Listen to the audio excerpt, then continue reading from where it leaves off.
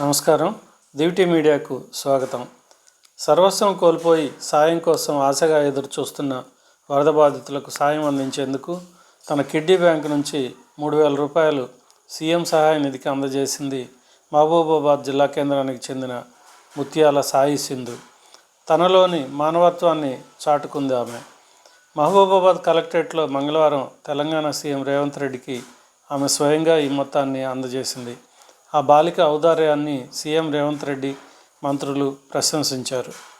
మరోవైపు రాష్ట్రంలో వరద బాధితులకు సాయం కోసం రాష్ట్ర ప్రభుత్వ ఉద్యోగులు తమ ఒకరోజు మూల వేతనం 130 కోట్ల రూపాయలను సీఎం సహాయ నిధికి విరాళం ఇచ్చారు. మహబూబాబాద్లో వరదలపై సమీక్ష కార్యక్రమంలో పాల్గొన్న సీఎం రేవంత్ రెడ్డికి ఉద్యోగ సంఘాల నాయకులు ఈ మేరకు తమ అంగీకార పత్రాన్ని మంత్రులు, ఉన్నతాధికారుల సమక్షంలో అందజేశారు. సీఎం రేవంత్ రెడ్డి, మంత్రులు ఉద్యోగుల మానవత్వాన్ని అభినందిస్తూ ధన్యవాదాలు తెలిపారు. ఆల్ ఎంప్లాయీస్ ఒకరోజు వారి మూల వేతనం సుమారు 130 కోట్లు తెలంగాణ రాష్ట్ర ప్రజలు ఏదైతే ఈనాడు విపత్తులో ఉన్నారో వారి విపత్తులో ఉన్నవారికి సీఎం గారి నిధుల్లో జమ చేయటం జరిగింది.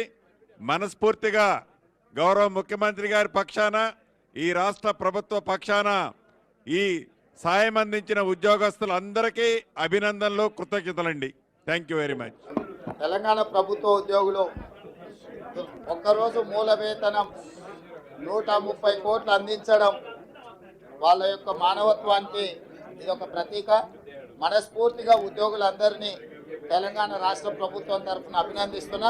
మళ్ళీ మిమ్మల్ని అందరినీ నేను సెక్రటేరియట్లో పర్సనల్గా పిలిచి మీ అందరినీ కలిసి మీతో మాట్లాడతాను. ఇక్కడ అంతా హడావిడి ఉన్నది. మళ్ళీ సెక్రటేరియట్కి మిమ్మల్ని అందరినీ పిలుచుకుంటే 2-3 రోజుల్లో మీ అందరితో పర్సనల్గా కూర్చొని నేను మాట్లాడతాను. ధన్యవాదాలు.